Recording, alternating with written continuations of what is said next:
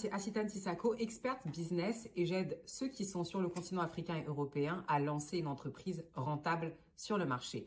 Je fais cette vidéo ce matin pour RTI officiel pour partager avec vous ma routine matinale. C'est connu, c'est su dans la tradition africaine. Tout se joue le matin. La façon dont vous allez conditionner votre corps et votre esprit le matin, c'est ça qui va être votre résilience dans la journée. Quand vous êtes en face d'une épreuve, en face d'un imprévu, comment vous allez le gérer? Parfois, on peut avoir un accident de la circulation ou quelque chose et on va finalement le prendre avec philosophie et bien le vivre. Et parfois, on va être face à ce même événement et on va le vivre comme un drame total et ça va complètement gâcher notre journée. Donc, conditionnez-vous le matin à être bien. Ça vous permettra d'être en phase avec tout ce qui va se passer, tout ce qui va venir à vous au cours de la journée et de beaucoup mieux l'accueillir.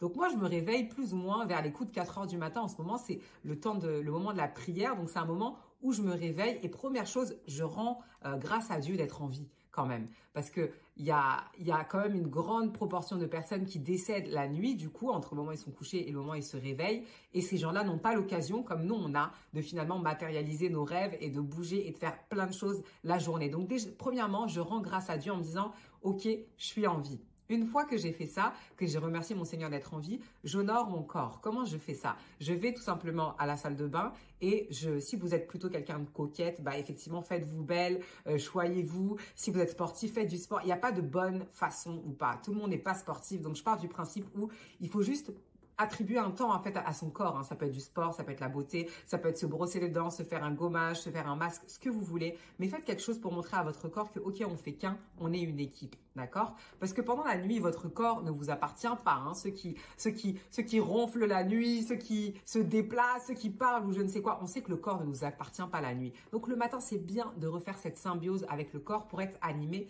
et pour être capable d'aller au devant de la vie. Ensuite, une fois que j'ai fait vers 4 heures ce petit temps-là, 4h15, j'ai fini. 4h15, je me dirige tranquillement vers mon salon et je prends mon Coran que je lis. Je ne vais pas vous mentir et vous dire que je lis des ouvrages philosophiques ou scientifiques ou quoi. Je manque de temps pour cela, mais je lis pour celui qui est pour moi le livre le plus important où il y a toutes les histoires et tous les enseignements de la vie en fait, qui est le Coran.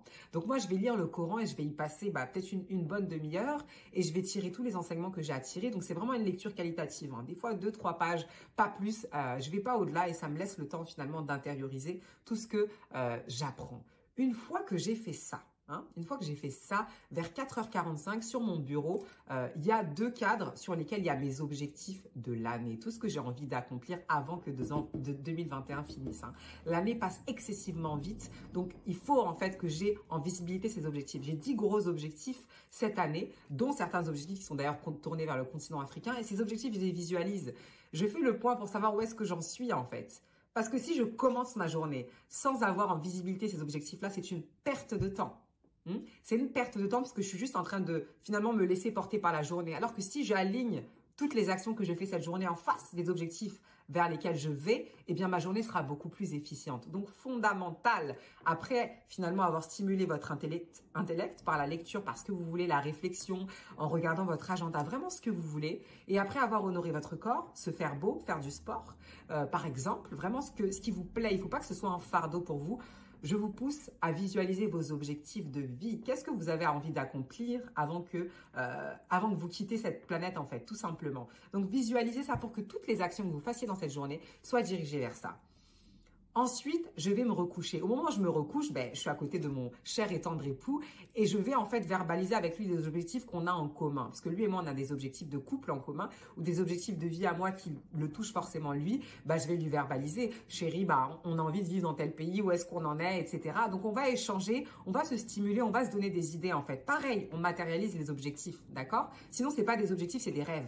Et moi, je ne veux pas que vous soyez rêveur, je veux que vous soyez quelqu'un plein d'objectifs. Parce qu'une personne qui est pleine d'objectifs va les accomplir. Hein? Et quelqu'un qui est rêveur va les garder en fait. Hein. Rêve, ça se passe la nuit. Et une fois qu'on se réveille, c'est étymologique, une fois qu'on se réveille, le rêve meurt parce que la nuit est finie. Mais nous, on n'est pas dans cet objectif-là. On veut que les rêves deviennent des objectifs de vie. Et pour ça, je les verbalise à mon mari. Je lui dis, voilà, où est-ce qu'on en est dans tel ou tel projet? On échange, on avance, on évolue. Donc, chaque matin, On va dire qu'on pose entre chaque journée finalement des objectifs parce qu'on le verbalise ensemble. Le matin, dans le lit conjugal, on parle, voilà chérie, il y a ci, il y a ça, qu'est-ce que tu en penses, etc. Et c'est super important, c'est fondamental. Et surtout quand on est une femme speed comme moi, c'est important de dire les choses à son chéri, sinon il va se dire quoi? Que tu avances seule. Donc on avance toujours à deux quand on est en couple. Quand on fait le choix d'être en couple, on avance à deux parce que c'est un choix qu'on a fait. Ensuite, j'accompagne mon loulou à l'école en lui disant les paroles les plus positives du monde. Parce que je vais le déposer, mais je ne sais pas si au retour de l'école, il va m'arriver quelque chose. Je ne sais pas si lui, il va lui arriver quelque chose. Donc, je lui dis les choses les plus importantes de la vie. Je le motive, je lui dis qu'il est fort, je lui dis qu'il est capable, je lui dis que maman l'aime et je lui dis que Dieu veille sur lui.